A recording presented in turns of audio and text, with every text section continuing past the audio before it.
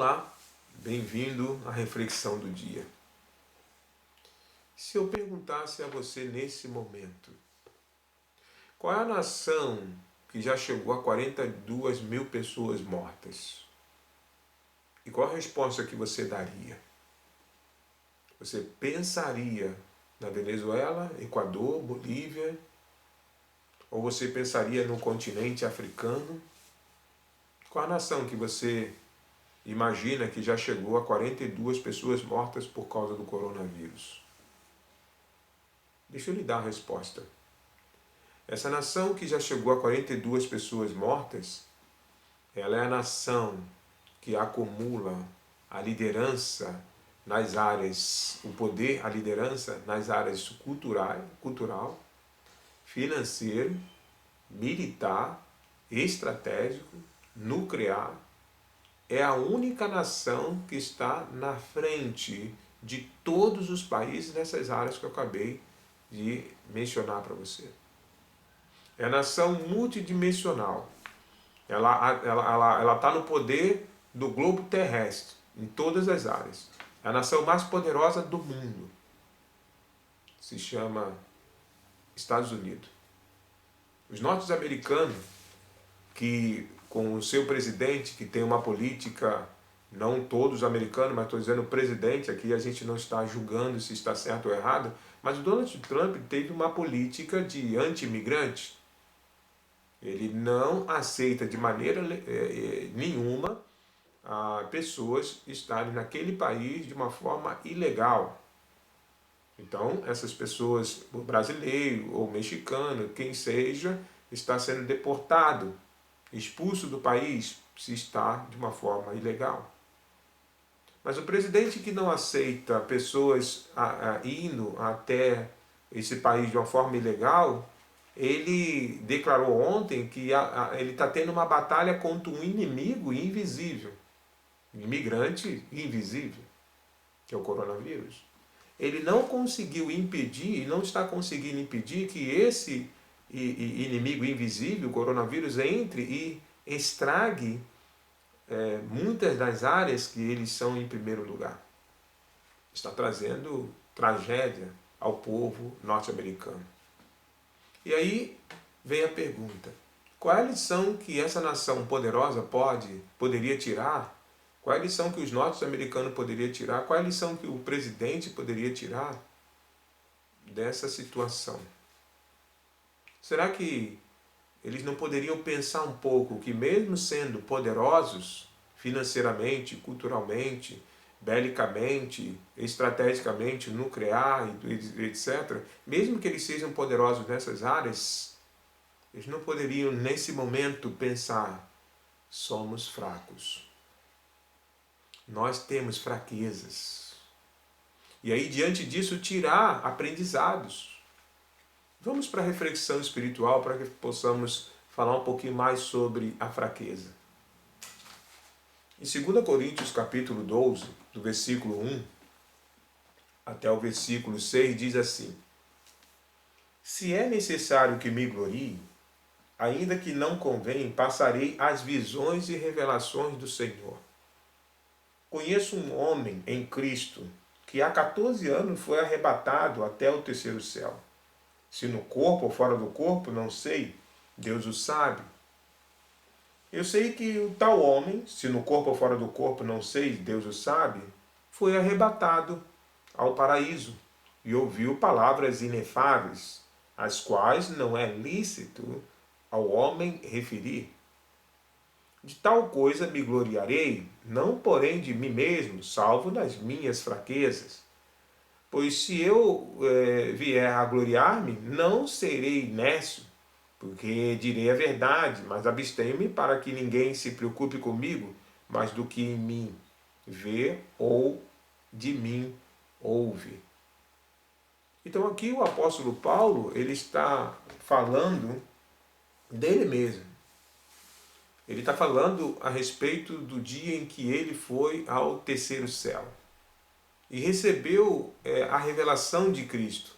Aquilo que antes era mistério para a população, para o povo, para os gentios, para os judeus, o mistério de Cristo foi a Paulo revelado. mas ele foi arrebatado ao terceiro céu para receber esse mistério. E Paulo diz que, nessas palavras aqui, que ele poderia muito bem se gloriar nisso, né? Mas por que Paulo está falando desse jeito aqui aos irmãos de Coríntios? Porque em Coríntios existiam os falsos apóstolos, que queriam se igualar aos verdadeiros apóstolos. E Paulo coloca uma observação a esses irmãos de Coríntios, da cidade de Coríntios, nessa carta que ele escreve, para esses irmãos pensarem, para eles saberem se as características do verdadeiro apóstolo e a característica do falso apóstolo. E Paulo coloca aqui, os falsos apóstolos não foram ao terceiro céu, os falsos apóstolos não receberam uma revelação, a palavra do Senhor.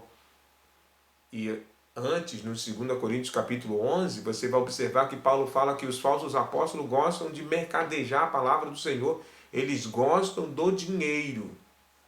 Os falsos apóstolos só trabalham por dinheiro, eles não dão a vida pelos irmãos, pelo povo. E aqui Paulo então coloca uma das diferenças dele para os falsos apóstolos. Ele recebeu uma revelação do Senhor.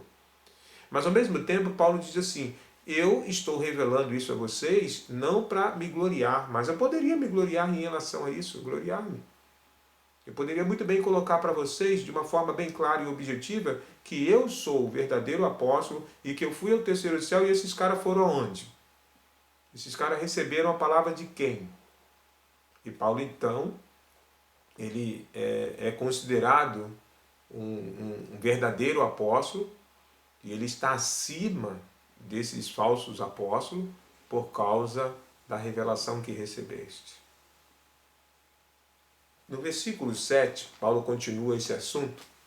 Ele diz assim, e para que não me ensoberbecesse, para que não me orgulhasse disso que eu recebi, disso que aconteceu comigo, com a grandeza das revelações, me foi posto um espinho na carne, mensageiro de Satanás para me esbofetear, a fim de não me exaltar. Então, Paulo revela aqui que algo aconteceu, um sofrimento aconteceu, um espinho na carne aconteceu para que ele não se orgulhasse, para que ele não se colocasse mais do que os outros, para que ele, de fato, observasse que ele estava igual, ele é um ser humano e sofre das mesmas fraquezas, tem as mesmas dores, as mesmas dependências do Senhor. Então, Paulo aqui diz que esse espinho na carne, que até hoje a gente não sabe o que é, né? A Bíblia não revela de uma forma clara o que seja esse espinho na carne. Pode ser as perseguições, as oposições que Paulo teve, pode ser as enfermidades, não sei, nós não sabemos qual é o espinho na carne. Apenas sabemos que esse espinho na carne veio no momento certo, na hora certa na vida deste homem, para que ele não se ensoberbecesse, para que ele não ficasse soberbo em relação à revelação que recebeu. E esse espinho na carne colocou Paulo no seu lugar. Paulo, ó, você é ser humano como nós, você é dependente de Deus como nós, você é igual a todos. E Paulo, ele não reclama disso. Evidente que quando chega o espinho na carne, nós vamos ver aqui, vamos ler aqui no versículo 8 agora. Por causa disso, 3 vezes pedi ao Senhor que afastasse de mim. Então isso incomodava e Paulo pediu em oração para que o Senhor afastasse disso. Então quando o sofrimento chegou na vida do apóstolo Paulo, isso incomodou a ele. Mas Paulo aqui está revelando para os irmãos que ele, aquilo que incomodava ele, pediu a Deus para que afastasse dele. 3 vezes ele pediu ao Senhor. E vamos ver a resposta de Deus. Então ele me disse, a minha graça te basta, porque o poder se aperfeiçoa na fraqueza. De boa vontade, por mais me gloriarei nas fraquezas, para que sobre mim repouse o poder de Cristo. Pelo que sinto prazer nas fraquezas, nas injúrias, nas necessidades, nas perseguições, nas angústias, por amor de Cristo. Porque quando eu sou fraco, então é que eu sou forte. Quando eu estou fraco, aí é que eu sou forte. Olha só que lições que nós podemos aprender com esse texto do apóstolo Paulo. Primeiro ponto, o sofrimento ele é inevitável. Você pode ter certeza que nós não gostamos de sofrer, mas o sofrimento em nossa vida é inevitável. Por algumas razões, esse sofrimento tem que vir em nossa vida. E aqui, pelo menos para o apóstolo Paulo, o sofrimento foi bom, o espinho na carne foi bom para que ele não se exaltasse. E talvez o sofrimento seja bom para a nossa vida também, para que nós não venhamos nos exaltar, acharmos que somos melhores do que os outros. Então, outro ponto. O sofrimento, ele é inevitável e nem sempre no sofrimento as suas orações serão ouvidas. O apóstolo Paulo, no caso, pediu por 3 vezes e Deus não atendeu como ele queria. E aí Deus disse, a minha graça te basta. Ou seja, a graça é melhor do que a vida. A graça de Deus, o perdão, o favor imerecível, aquilo que Ele nos deu gratuitamente, que é a remissão dos nossos pecados, é melhor do que o sofrimento, é melhor do que a vida. Então Paulo tinha nele a graça de Deus. E Deus está dizendo para ele, a minha graça te basta. O sofrimento é indispensável em nossa vida, para que venhamos sempre ser dependente do Senhor. As fraquezas, elas nos fazem, assim, nos colocam no nosso lugar. Aí quando a gente, peraí, eu não sou super-homem, eu não sou imbatível, eu não sou um ser indolor, ou seja, sem dor. A dor, ela também faz parte da vida e da nossa vida, da minha vida, da sua vida. A dor é indispensável para nos ensinar, para nos colocar no eixo. Talvez a gente estava numa direção de soberba, de orgulho, de acharmos que somos de fato alguém e não dependemos do Senhor. Aí quando vem o sofrimento, nós clamamos, nós pedimos ajuda ao Senhor. Rapidamente nós enxergamos a dependência do Senhor. Então as fraquezas, elas não são ruins, porque elas nos colocam no lugar certo. Nós somos homens. Nós somos fracos, nós dependemos do ser divino Deus. Nós somos seres pecadores, dependemos da ajuda do Senhor. E muitas das vezes, a fraqueza pode ser, o sofrimento pode ficar na sua vida por um tempo, para que você, de fato, se fortaleça espiritualmente.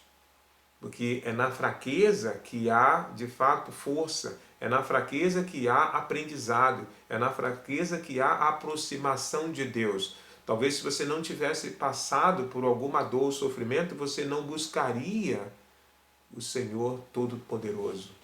Você não iria ser mais humilde. Você não iria se colocar-se no seu lugar. Então, o que você tem aprendido com esse momento do coronavírus? Eu acho que essa nação poderosa, os Estados Unidos, 42 mil pessoas morreram ontem, pode ser que morra mais pessoas, eu acho que está na hora de eles pararem para pensar, nós somos também fracos, nós somos sujeitos a sofrimentos, vamos olhar diferente em relação aos imigrantes, vamos olhar diferente em relação a outros países. Será que nós não temos que ceder um pouco? Será que nós não temos que entender que não estamos no controle de todas as coisas? Porque quem está no controle de todas as coisas é o soberano. Mesmo que nós venhamos bloquear aqui para que ninguém entre, olha quem entrou, quem nós não queríamos. E o inimigo invisível, o coronavírus. Na nossa vida também é a mesma coisa. Nós temos que aprender tirar alguma lição desse momento que vivemos. A fraqueza, depois da fraqueza, nós vamos nos tornar mais fortes. Forte no relacionamento familiar, forte no relacionamento com Deus, forte por sermos pessoas mais humildes e olhar as pessoas mais carentes e dependentes. E que Deus possa estar abençoando a sua vida. E que nesse momento de fraqueza você possa se fortalecer a cada dia mais, ser mais dependente do Senhor. Busque o Senhor, ore mais, converse mais com Ele, busque mais a sua palavra nesse momento de fraqueza. Que Deus abençoe o seu dia.